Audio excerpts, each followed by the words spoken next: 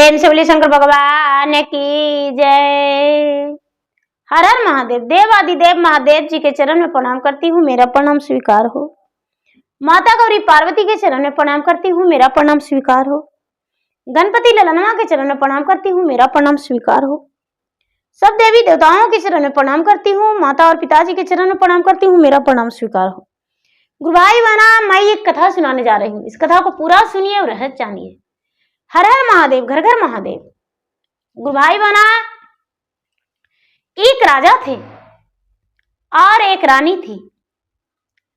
राजा और रानी दोनों प्रतिदिन पहाड़ी पे एक भगवान महादेव का मंदिर था और उसी पहाड़ी पे प्रतिदिन लोटे में जल लेकर, थाल में पूजे का सामग्री लेकर दोनों चल जाते थे और शंकर जी के जल चढ़ाते थे और शंकर जी के पूजा करते थे और नमः शिवाय जाप करते चढ़ते थे, नमः शिवाय जाप करते उतर जाते थे। धीरे धीरे दोनों का समय व्यतीत हो रहा था दीदी, लेकिन राजा निसंतान थे। राजा का कोई संतान नहीं था और राजा का संतान नहीं था, लेकिन राजा कभी भगवान से सर झुका के, मस्तक झुका के भगवान से ये नहीं कहे कि हे भगवान, मेरा संतान नहीं है, मुझे संतान दीजिए। धीरे धीरे धीरे धीरे धीरे राजा का 15 वर्ष ब्याह का हो गया, लेकिन फिर भी संतान राजा का नहीं हुआ। भैया, राजा रानी दोनों मनमगन थे। ये नहीं लग रहा था कि मेरा संतान नहीं है तो मेरा जीवन व्यतीत कैसे होगा, मेरा बुढ़ापे का सहारा कौन बनेगा। राजा का ये मन में कभी ख्याल आया ही नहीं था। राजा साहब अपने प्रजा को देखकर बड़े खुश थे। एक दिन का बात है कि राजा और रानी दोनों पूजा करने सुबह सुबह निकल रहे थे, तभी एक दहियारिन जो दही बेचती है अपने सिर पे मटका में भरा हुआ दही लेकर बेचने निकल रही थी। तभी राजा पे नजर पड़ा तो राजा के आगे अपना मटका पटक दी और कहती है, मुंह जरे तेरा काले चेहरा पे नजर पड़ गया। हे भगवान, ये निर्वंशिया राजा है, आज मेरा दही नहीं बिकता। ए राजा, निर्वंशिया राजा कैसा राजा है? हे भगवान, सुबह सुबह मेरा आज इस पे नजर पड़ गया, आज मेरा दिन कैसा जाएगा। बड़बड़ाते अपना घर के अंदर ढुक गई। राजा पूजा करने चले गए भैया, रानी भी पूजा करने चली गए। पूजा करके और उसके बाद आए, राजा उस ग्वालिन के घर गए और जाकर कहने लगे कि अरे भाई, तू मुझे देखकर दही का हांडी क्यों पटक दी थी? दही का मटकी पटक के और क्या बड़बड़ा रही थी? ओ ग्वालिन बोली, हे राजा, धन के घमंड मत कर। अरे तू तो निर्वंशिया राजा है, तेरा तो कोई संतान ही नहीं है, तू क्यों मुझसे मुंह लड़ा रहे हो? अरे सुबह सुबह जिसका तुम्हारा पे नजर पड़ जाएगा उसका तो उस दिन बुरा दिन रहेगा, कभी उसका दिन शुभ नहीं हो सकता। राजा कहते हैं, ऐसा? तो हाँ, कैसे मैं मानूं कि ऐसा होगा? अरे ऐसा ही होगा, सुबह सुबह तू देख लेना, और नहीं तो हम दही का मटकी सुबह सुबह लेके निकलेंगे और तुम पे नजर पड़ जाएगा तो दही मेरा पूरा नहीं बिकेगा। राजा कहते हैं, तो ठीक है, कल तू दही लेकर निकलना और हम बाहर खड़े रहेंगे, तुम्हारा इंतजार करेंगे। राजा जो थे दीदी, राजा साहब स्नान ध्यान करके पूजा करने को लिए तो प्रतिदिन जाते थे, उस दिन भी खड़े हो गए ग्वालिन के दरवाजे के सामने। ग्वालिन निकली, राजा को नजर पड़ा, राजा के आंखें लड़ गया ग्वालिन से। ग्वालिन बेचने चली, राजा के साथ में लेकर चली। राजा, मेरे साथ चलो, यदि दही बिक गया तो तेरा गुलामी हम करेंगे, और यदि दही नहीं बिका तो सोच लेना भारी पड़ जाएगा। राजा बोले ठीक है, कोई बात नहीं। दीदी, राजा पीछे पीछे, ग्वालिन आगे आगे, दही ले लो, दही ले लो, दही ले लो, दही ले लो। लेकिन पूरा दिन दही का बोहनी बट्टा भी नहीं हुआ, ग्वालिन का हाथों एक पाव भी दही नहीं बिका। ग्वालिन शाम के अपना दरवाजे पर आकर उदास सर पे हाथ फेर कर बैठ गई। राजा मन ही मन सोचने लगे कि सच में हम निर्वंशिया राजा हैं। ग्वालिन से जाकर बोले, बहन तू जितने पैसे चाहो वो मुझसे ले लो, लेकिन अपना बच्चे का भोजन बनाकर दे दो। ग्वालिन कहती है, हे राजा, तू निर्वंशिया राजा है, मैं तेरा अन्न कैसे अपने बच्चे को खिलाऊं? तेरा अन्न यदि अपने बच्चे को खिलाएंगे तो मेरा बच्चा भी निर्वंशिया कहलाएगा। इसलिए हम तेरा धन मुफ्त का नहीं, तेरे घर एक दिन मजूरी कर लेंगे, पैसे दे देना, लेकिन तेरा अन्न नहीं बच्चे को खिला सकते हैं। अब राजा जो थे, राजा बड़े दुखी रहने लगे। राजा दुखी मन से भगवान के मंदिर में गए और भगवान के मंदिर में जाकर भगवान से पूजा पाठ करके कहते हैं, हे भगवान, मेरा तो एक ग्वालिन ने निर्वंशिया राजा धर दिया है नाम, मैं निर्वंशिया राजा हूं। हे भगवान, हम निर्वंशिया राजा है, हे भगवान, क्या आप मुझे संतान नहीं देंगे? हे भगवान, आप प्रचंड हो जाइए और मुझे बताइए हम निर्वंशिया राजा क्यों हैं? दीदी, भगवान भोलेनाथ प्रकट हो गए, प्रचंड हो गए और राजा रानी को दोनों को दर्शन दिए। राजा रानी हाथ जोड़कर भगवान के सामने मस्तक झुका के भगवान की कहे कि हे भगवान, मुझे एक पुत्र दे दीजिए जिससे अपना हम निर्वंशिया का नाम छुड़ा सके। भगवान भोलेनाथ कहते हैं कि हे राजन, एक पुत्र होगा, लेकिन ब्याह के दिन वो सुहाग सेज पे उसका मृत्यु हो जाएगा और सुहाग सेज पे उसको सर्प काट लेगा। राजा कहते हैं कि हे भगवान, उसका जिम्मेदारी मुझ पे छोड़ दीजिए, उसका जिम्मेदारी मुझ पे छोड़ दीजिए, हम समझ लेंगे, लेकिन आप पुत्र मुझे होने का वरदान दे दीजिए। भगवान भोलेनाथ नमस्तु कह दिए, आयुष्मान भवा, पुत्रवान भवा बोल दिए। राजा जो थे, राजा अपना घर लौट आए। धीरे धीरे समय बीतने लगा दीदी, 1 से 2, 3, 4 महीना हुआ और रानी जो थी, रानी गर्भवती रह गई। अपना पति से बोली कि हे स्वामीनाथ, हम गर्भ से हैं, मेरे ओद्र में आपका नाम का संतान पल रहा है, आप पिता बनने वाले हैं और मैं माता बनने वाली हूं। ये बात सुनकर दीदी राजा जो थे, राजा प्रसन्नता के मारे उछल पड़े और इनके मन में उत्साह जाग गया। खुशियों के मारे फूली नहीं समा रहे थे। पूरे राज में जोर जोर से राजा चिल्ला चिल्ला कर कहने लगे कि मेरा जो पत्नी है वो मां बनने वाली है और मैं पिता बनने वाला हूं। मैं अब निर्वंशिया राजा नहीं हूं, मैं तो पुत्रवान होने वाला हूं। पूरे नगर के लोग राजा के नाम सुनकर बधाइयां मनाए, खुशी मनाए और खुशी मना के राजा को बधाई दिए, धन्यवाद किए। धीरे धीरे समय व्यतीत होने लगा दीदी। राजा के पत्नी रानी जो थी, रानी का 9वां महीना बीत गया। 9वां महीना के बाद रानी का ओद्र से एक संतान जन्म लिया, एक संतान जन्म लिया, पुत्र था। राजा अपने पुत्र को देखकर बड़े खुश हो गए। अब तो राजा भूल ही गए कि मेरा पुत्र का आयु सिर्फ उतना ही दिन का है जिस दिन शादी होगा। रानी भी भूल गई। राजा का बेटा जो था बड़ा संस्कारी, बड़ा भाग्यशाली, बड़ा छत्रवली, बड़ा ऊंचे लीलार वाले, सुंदर, सुशील, पूरे राज का लोग इसे देखते थे तो देख के मन मोहित हो जाया करते थे। राजा का बेटा का लोग दूर दूर से देखने आते थे, इतना सुंदर भगवान उसका चेहरा बनाए थे। धीरे धीरे समय बीत रहा था। 8 से 10 साल हुआ और राजा का बेटा का ब्याह के लिए लोग परेशान करने लगे। जब लोग नाम लिए राजा का बेटा का ब्याह का, तो राजा कहते हैं कि हे भगवान, मैं अपना बेटा का ब्याह कैसे कर सकता हूं?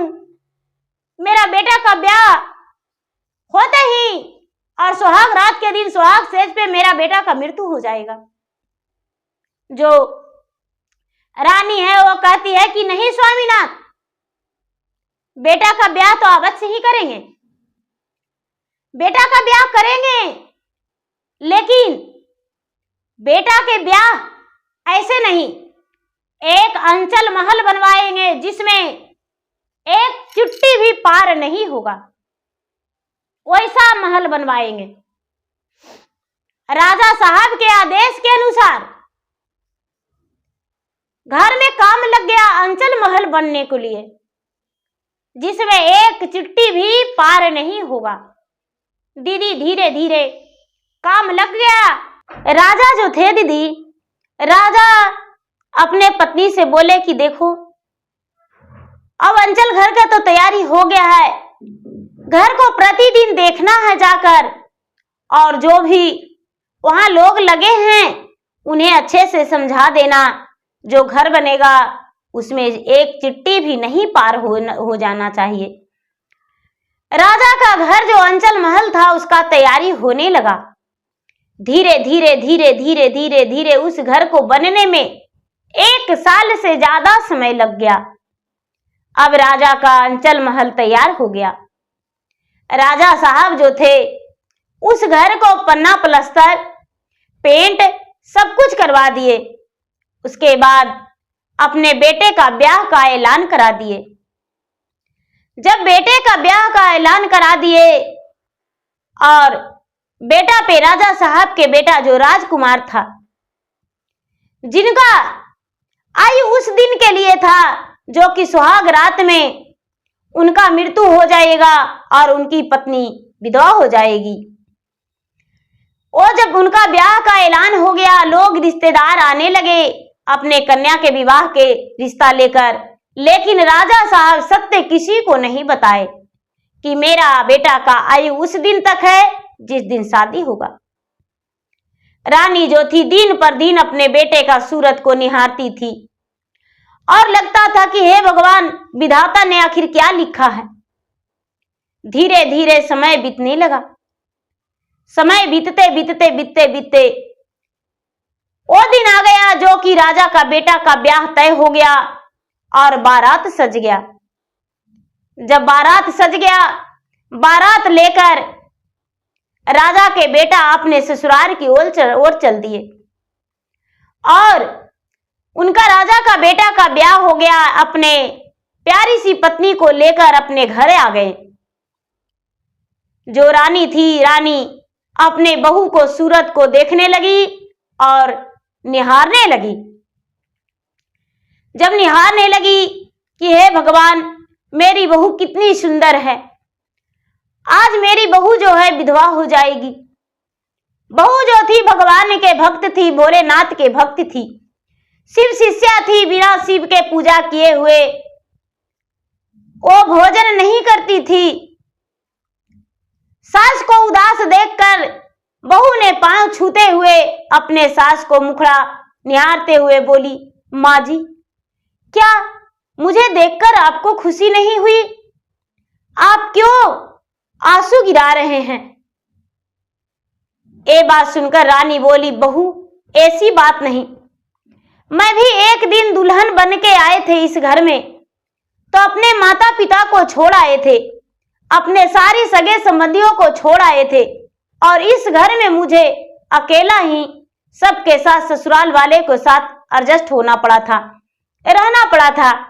बस वही याद आ गया कि मैं अपने ही बहू की तरह इस घर में अकेली आई थी और मुझे इस घर में अकेला ही रहना पड़ा था, सबके साथ अनजानों के साथ एक अच्छे संबंध बनाकर रहना पड़ा था। बहू ने मुस्कुराते हुए बोली, माँ जी, ये तो संसार का रीति रवैया है, संसार का यही नियम है, बेटियां तो पराये घर की ही होती है, भगवान उसे जन्म ही देते हैं पराये घर की बनाकर। सास बोली, बेटी जाओ, ठीक है, आराम करो। बहू जो थी घर में आराम करने लगी। शाम का समय हुआ। जब शाम का समय हुआ तो राजा साहब के रिश्तेदारों ने राजा साहब के बेटे के लिए सुंदर सा सुहाग से सजा दिए, फूलों से गहवर बना दिए। उनके पलंग पे सुंदर सुंदर फूल सजा दिए और सजाकर राजकुमार को और राजकुमार के पत्नी दोनों को एक कमरे में बंद कर दिए। जब एक कमरे में बंद कर दिए दीदी, तो दोनों बातचीत करते करते दोनों सो गए।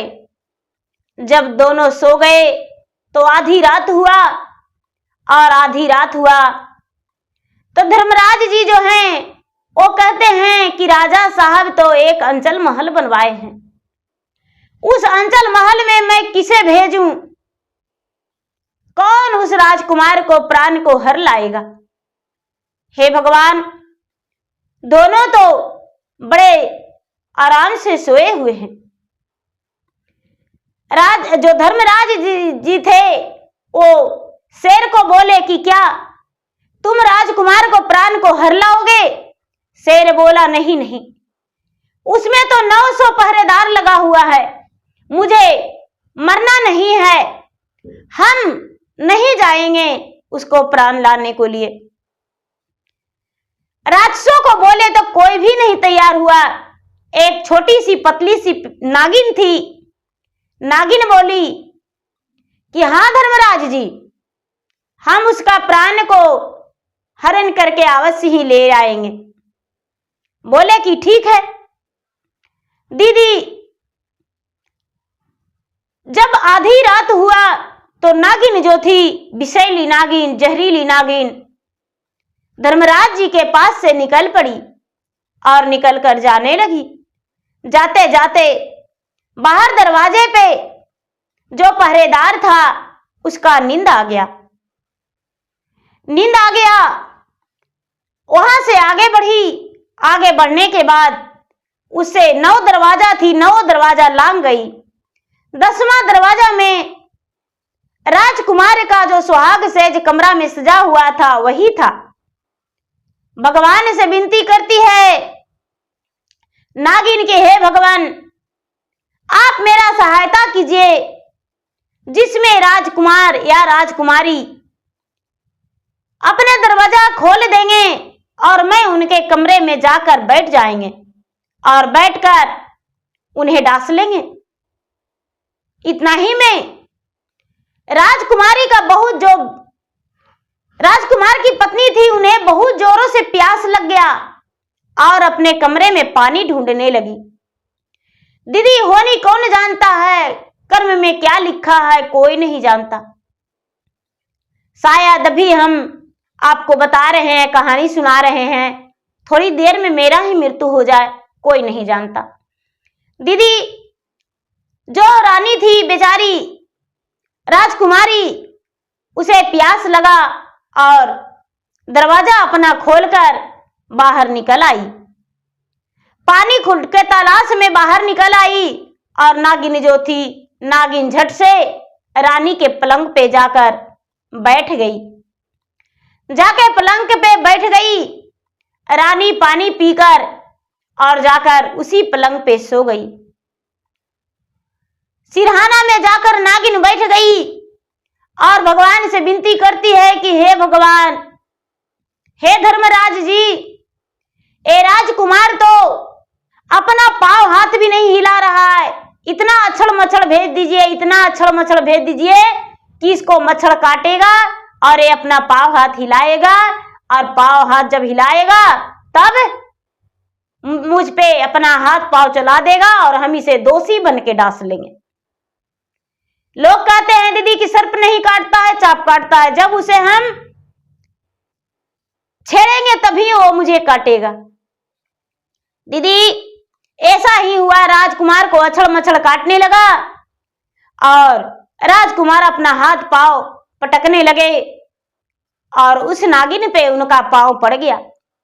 जब नागिन पे पांव पड़ गया दीदी, तो नागिन जो थी, नागिन उनका अंगुली के गासे में काट ली और अंगुली के गासे में काटकर चुपचाप पलंग से नीचे उतर गई।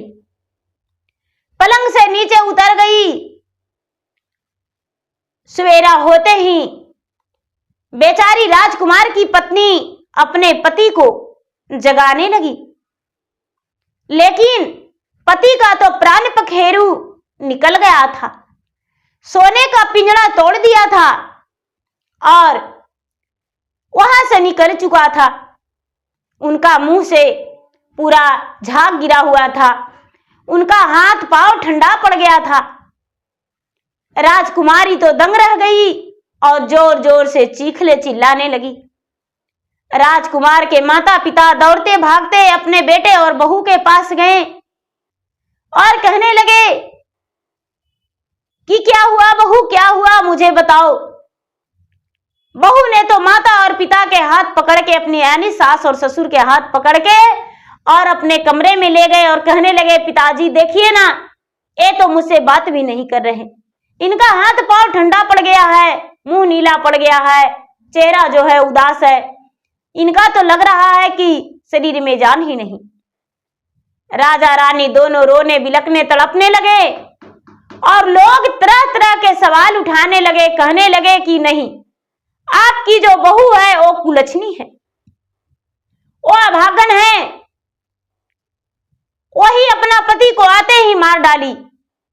राजकुमार के माता और पिता कहने लगे कि नहीं, भला हम नवब्याही कन्या को कैसे भला दोष दे सकते हैं, नई नवेली इनका शादी हुआ और कैसे ये अपने पति को मार सकती है, नहीं, ये तो मेरा भाग्य का दोष है। उसे अपना गले से लगाते हुए उसके माता पिता और कहने लगे, बेटी इसमें तुम्हारा कोई दोष नहीं। सारे लोग कहने लगे कि भाई माया का जाल है, इसे ले चलो, जल्दी से अग्नि संस्कार कर देंगे। दीदी सारे लोग जब ठठरी बांधने लगे उसके लिए, बांध के उसको उस राजकुमार को स्नान करवाए, स्नान करवा के नए कपड़े पहना के और ले जाकर बाहर सुला दिए।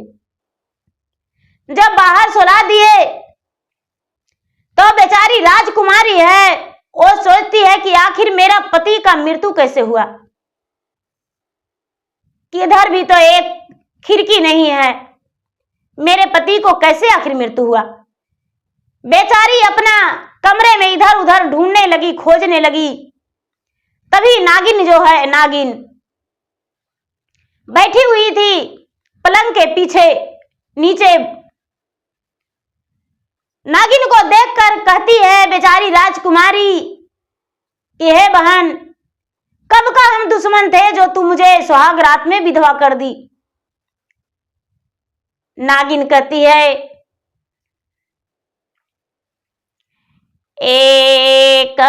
एकिया हो रामा, एक महातरिया दुई बहिनिया हो राम।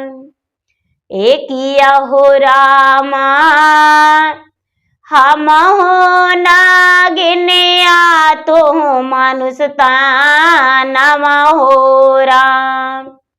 एकिया हो रामा, कर्मा के लिखल कोई ना मेटेल हो राम। एकिया हो रामा, लिखल विधाता के ही राहन हो राम।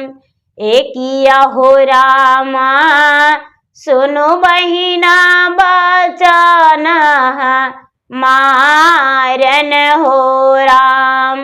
एकिया हो रामा, संग साथी जइबई दोनों साथन हो राम। एकिया हो रामा, ले चला शिवा गुरु के पासन हो राम। दीदी और नागिन है, वो समझा रही है कि देखो बहन, हम लोग दोनों बहन हैं, सगी हैं, एक ही माता के ओदर से दोनों जन्म लिए हैं, लेकिन तू मनुष्य तन है और मैं नग्न हूं। माता ने मुझे वन में छोड़ लाई, लेकिन तू माता के गोद में पली बढ़ी हो। हम लोग हैं दोनों बहन। ऐसा करो, पति का अग्नि संस्कार नहीं करने दो। चलो पति को लेकर कैलाश पर्वत पे भोलेनाथ के पास। बेचारी राजकुमारी जो थी शिव शिष्या थी। राजकुमारी कहती है कि बहन मैं क्या करूं, ये मरे हुए मृतक को भोलेनाथ के पास लेकर कैसे जाएं? कहती है कि बहन हम मंगाते हैं सत्य के उड़न खटोला, और उसके बाद वही उड़न खटोला पे बैठ के और अपने पति को ले चलना महादेव जी के पास कैलाश पर्वत पे।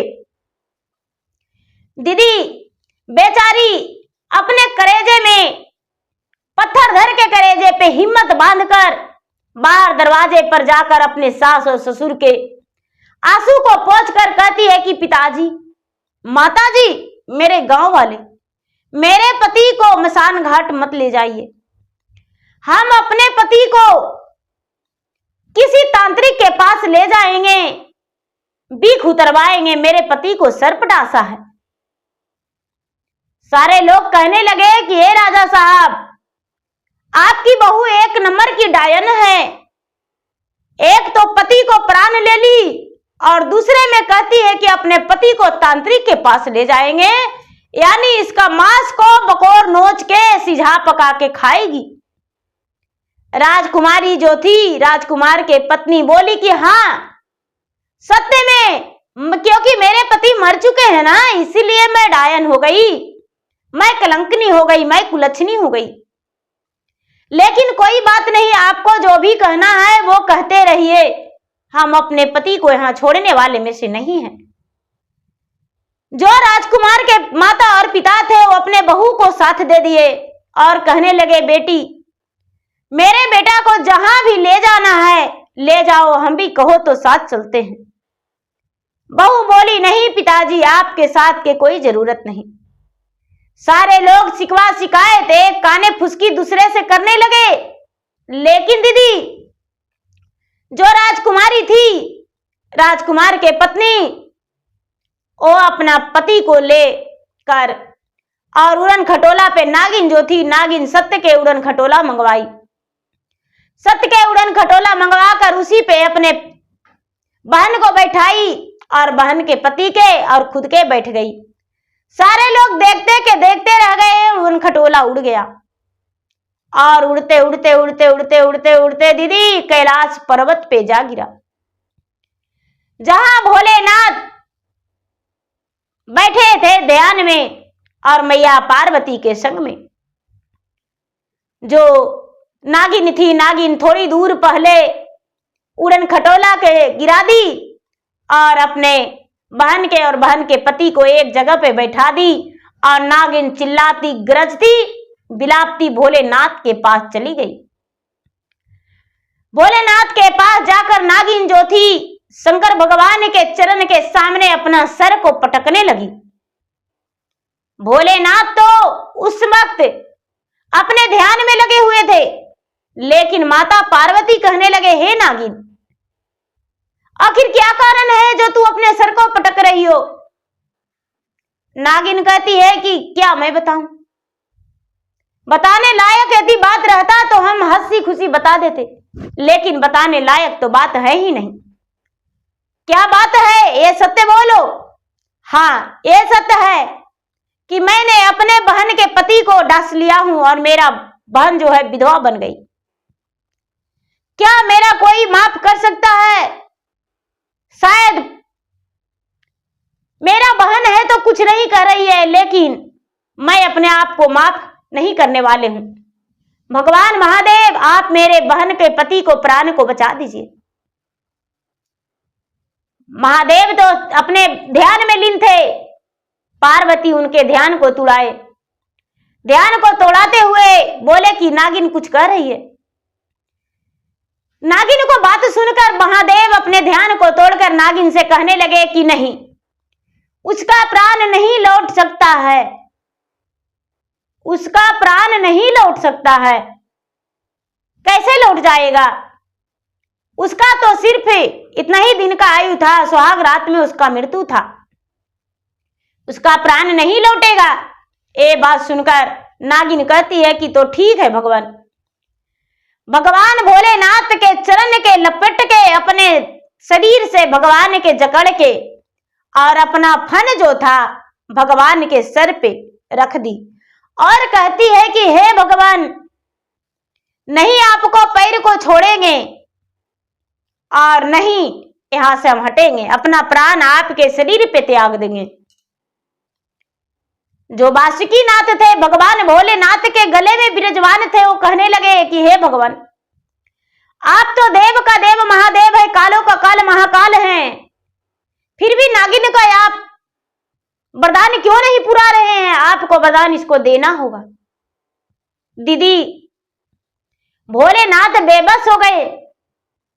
कई दिन बीत गया और जब कई दिन बीत गया तो भगवान भोलेनाथ कहने लगे कि ठीक है, उसके प्राण को हम रक्षा कर देते हैं,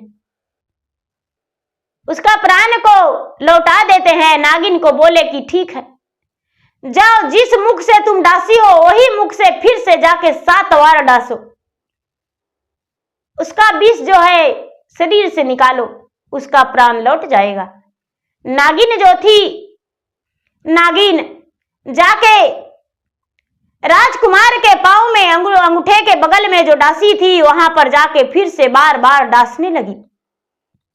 जब डांसती तो जैसे करंट मारता नागिन उलट के चिताने गिर जाती, फिर से डांसती, फिर से जैसे लगता करंट मारता नागिन चिताने गिर जाती, बेहोश पड़ जाती। उसके बाद फिर डांसती, धीरे धीरे कई बार डांसी। राजकुमार धीरे धीरे हिलने लगे, धीरे धीरे पांव हाथ में हलचल होने लगा, आंखें खोल दिए। कई बार डांसने के बाद राजकुमार उठकर बैठ गए। जब उठकर बैठे तो अपने पत्नी को कहने लगे कि अरे प्यारी, इस पर्वत पे आखिर तू क्या कर रही हो? मेरे माता पिता कहाँ हैं? मेरे घर का परिवार कहाँ है? क्या तू एक आप स्वार्थी स्त्री हो जो मुझे इस पर्वत पर लेकर आई हो? तुम्हें शरीर का रोमा नहीं कांपा, हृदय नहीं फटा? एक माता को अपने पुत्र से अलग करके ले आई हो, मुझे मेरा मां कैसे रह रही होगी? मेरे पिताजी मेरे लिए दिन रात एक कर देंगे, तुम्हें जीना मुश्किल हो जाएगा। क्या तुम मुझे यहां क्यों लाई हो? रानी जो थी, रानी आंखों में आंसू भरकर राजकुमारी कुछ नहीं बोली, अपने पति का डांट सुनते रह गई, कोई उत्तर नहीं दी। नागिन जो थी, नागिन तो चुपचाप मुरझाए बैठी थी। राजकुमार के बात सुनकर भी नागिन का शरीर में हलचल नहीं हो रहा था, वो तो बिल्कुल असमर्थ हो चुकी थी। उनके शरीर का विष खींचकर धीरे धीरे कुछ पल बीता तो नागिन अपना फान उठा के और देखती है कि राजकुमार अपने पत्नी पर गुस्सा कर रहे हैं। नागिन जो थी, नागिन राजकुमार के आगे गई। राजकुमार को नजर पड़ा कि अरे एक विषैली नागिन है। राजकुमार को हाथ उठने लगा तो राजकुमारी कहती है कि नहीं स्वामीनाथ, उसका प्राण मत लीजिए, इसी ने तो आपका प्राणों का रक्षा किया है, इसी ने तो बचाई है। दीदी, ये बात सुनकर राजकुमार कहते हैं कि आखिर मुझे क्या हुआ था? राजकुमारी ने सारी बातें बताई और जब सारी बातें बताई तो राजकुमार कहते हैं कि तो देर किस बात की, हे नागरानी, मुझे भोलेनाथ के पास ले चलो। आगे आगे नागिन और पीछे से राजकुमार राजकुमारी तीनों प्राणी भोलेनाथ के पास गए। आगे से अपना मस्तक झुकाते हुए नागिन प्रणाम की भोलेनाथ के। फिर से राजकुमार और राजकुमारी माता पार्वती के गले में लिपटी राजकुमारी, भोलेनाथ के चरण में लिपटा राजकुमार। भगवान भोलेनाथ आयुष्मान भवा, कह के आशीर्वाद दिए। माता पार्वती सौभाग्यवती रहने का आशीर्वाद दिए। दोनों का आशीर्वाद मिल गया। नागिन जो थी, नागिन कहती है कि हे भगवान, हम उस पृथ्वी पे नहीं जाना चाहते हैं जिससे मुझे हाय और बदबुआ मिले। भगवान कहते हैं कि हे नागरानी, कितना हूं अच्छा करेगी लेकिन फिर भी हाय और बदबुआ तो मिलना ही होगा, इसलिए जा तुम मनुष्यों के सामने नहीं आओगी तो तुम्हारा कोई कुछ नहीं बिगाड़ेगा। छुप छुपा कर रहना और वन में ही रहना, किसी मनुष्य के घर में प्रवेश मत करना। नागरानी और राजकुमार राजकुमारी तीनों उड़न खटोले पे बैठ गए। नागरानी जो थी उड़न खटोला को उड़ाने को लिए भगवान से प्रार्थना की। उड़न खटोला उड़ गया। राजकुमार और राजकुमारी दीदी अपने राजमहल के दरवाजे पर उड़न खटोला गिराए नागरानी और वहां उतर गए। नागिन जो थी, नागिन वन में चली गई और राजकुमार अपने माता पिता के दहलीज पे खड़े हो गए। राजा रानी अपने पुत्र और वधू को देखकर बड़े प्रसन्न हो गए। पूरे टोला पड़ोसन के लोग भीड़ लगा दिए। सब लोग कहने लगे, अरे आपका तो बहू जो है भाग्यशाली है, वो तो लक्ष्मी मान है, साक्षात देवी दुर्गा है, ये तो कोई मनुष्य नहीं। भला यदि मनुष्य रहती तो क्या अपने पति को प्राणों को रक्षा कर पाती, अपने पति को प्राणों को लौटा पाती? हे भगवान, ऐसा ही बहू सबको देना, हे महादेव। राजा और रानी बहू और बेटे को आरती के थाल सजाए और दोनों को आरती के थाल से आरती उतारे। बहू के मांग में सिंदूर भरी रानी और बेटे का लीलार में चंदन का तिलक लगाई। तिलक लगा के और आरती मंगल गाते हुए दोनों का घर के अंदर ले गए। रानी अच्छे अच्छे पकवान बनाकर जय दिन बीता था। रानी भी कोई अन्न जल ग्रहण नहीं की थी, जहां तक के कि राजा भी एक घुट पानी तक नहीं पिए थे। रानी जल्दी जल्दी सुंदर सुंदर भोजन पकवान बना के बहू और बेटे को दोनों को भोजन करवाई। बहू और बेटे दोनों सुंदर सुंदर भोजन देखकर बड़े प्रसन्न हो गए, ठठाकर हंसने लगे, मुस्कुराने लगे। और अपने सास से बहू बोली, माँ जी, आप क्या मेरे लिए इतने सुंदर सुंदर पकवान रोज बना कर देंगे? सास बोली, हाँ बिटिया, भला जिसके घर में साक्षात देवी हो तो पकवान बनाने में क्या झिझक। हम तो तुम्हारे लिए अनेक प्रकार के पकवान बनाएंगे और तुम्हें अपने हाथों से खिलाएंगे। दीदी सुंदर सुंदर भोजन बनाकर और रानी अपने बेटे और बहू को खिलाई। शाम का समय हुआ। जब शाम का समय हुआ तो बहुत सारे रिश्तेदार उनके घर भी थे जो ब्याह में आए थे, और कबीरी भी रिश्तेदार थे, वो लौटे नहीं थे। फिर से राजकुमार और राजकुमारी के दोनों के सुहाग सेज सजाए। दोनों राजकुमार और राजकुमारी दीदी सुहाग सेज पर गए। दोनों खुशी खुशी रात बिताए। अब दोनों का जीवन में कोई बाधाएं नहीं था। भगवान भोलेनाथ राजकुमार के हजारों वर्ष का आशीर्वाद दे दिए थे। माता पार्वती राजकुमारी का सौभाग्यवती रहने का आशीर्वाद दे दिए थे। दोनों अब खुशी जीवन बिताने लगे और खुश रहने लगे। भगवान जो लिख देते हैं वो कभी नहीं मिटता है, भाग्य का लिखा कभी नहीं मिटता। तो दीदी आप कैसे रिक्वेस्ट है, मेरा वीडियो अच्छा लगे तो मेरा वीडियो को लाइक कर दीजिए, शेयर कर दीजिए और कमेंट बॉक्स में हर हर महादेव जरूर लिखिए। चैनल पर यदि नए हैं तो चैनल का सब्सक्राइब कर दीजिए और बेल आइकन घंटी को दबा दीजिए, जिसमें आपके पास हर वीडियो का नोटिफिकेशन सबसे पहले आपके पास जाए और आप मेरा वीडियो को सुन सके। कमेंट बॉक्स में हर हर महादेव जरूर लिखे। धन्यवाद। हर हर महादेव, घर घर महादेव।